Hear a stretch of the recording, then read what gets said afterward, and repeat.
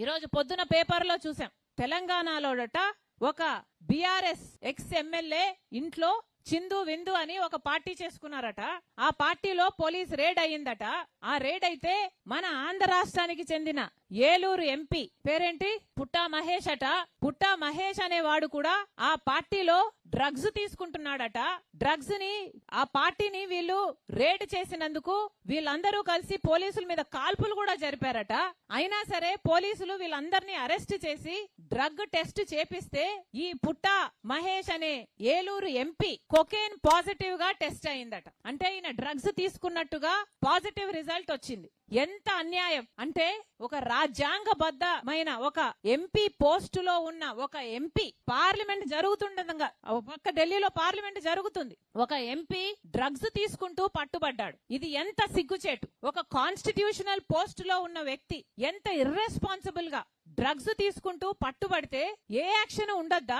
సమాజానికి ఏం మెసేజ్ పంపిస్తున్నాం? మన బిడ్డలకి డ్రగ్స్ తీసుకోండి అని ఇంకా ఎంకరేజ్ చేసినట్టు కాదా? ఏ యాక్షన్ లేకపోతే అసలు ఏలూరు ప్రజలు ఓట్లేసి గెలిపించారే ఆ ఎంపీని, మరి వాళ్ళకి ఏం సమాధానం చెప్తాడు? ఆయన ముఖం ఎక్కడ పెట్టుకుంటాడు? ఆలోచన చేసుకోవాల్సిన అవసరం ఉంది. ఈ ఎంపీని వెంటనే ఎంపీ పదవి నుంచి డిస్క్వాలిఫై చేయాలని కాంగ్రెస్ పార్టీ గట్టిగా డిమాండ్ చేస్తుంది.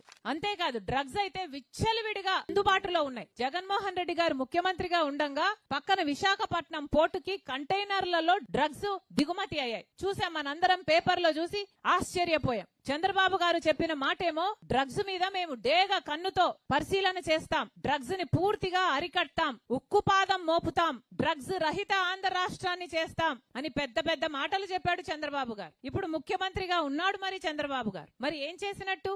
ఆయన సొంత ఎంపీఏ డ్రగ్స్ తీసుకొని పట్టుబడితే మరి చంద్రబాబు గారు ఏం యాక్షన్ తీసుకుంటారో చూద్దాం. చంద్రబాబు గారు ఈ మనిషిని సస్పెండ్ చేయడమే కాదు, ఎంపీగా తీసేయడమే కాదు, అసలు పార్టీ సభ్యత్వం కూడా రద్దు చేయాలని కాంగ్రెస్ పార్టీ డిమాండ్ చేస్తుంది. చంద్రబాబు గారిలో ఏ మాత్రం చిత్తశుద్ధి ఉన్నా ప్రజలకు ఒక ఎగ్జాంపుల్ సెట్ చేయాలి, లీడర్లకు ఒక ఎగ్జాంపుల్ సెట్ చేయాలి, యువతకు ఒక ఎగ్జాంపుల్ సెట్ చేయాలి అని ఏ మాత్రం చిత్తశుద్ధి ఉన్నా చంద్రబాబు గారు ఈ మనిషి చేత రాజీనామా చేయించాలి, ఆ పార్టీ నుంచి తీసేయాలని కాంగ్రెస్ పార్టీ డిమాండ్ చేస్తుంది.